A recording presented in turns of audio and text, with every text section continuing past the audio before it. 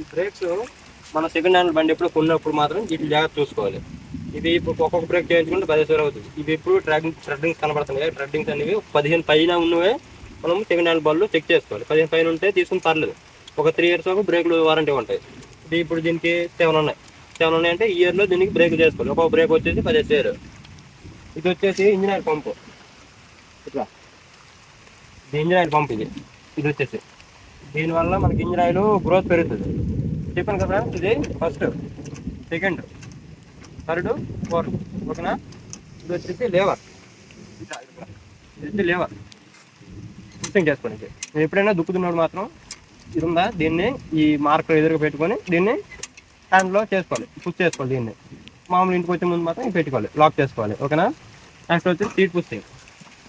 ఇప్పుడు చూడండి, సీట్ వస్తుంది. ఫుల్ వీడియో కావాలంటే లింక్ క్లిక్ చేసి చూడండి. Please subscribe.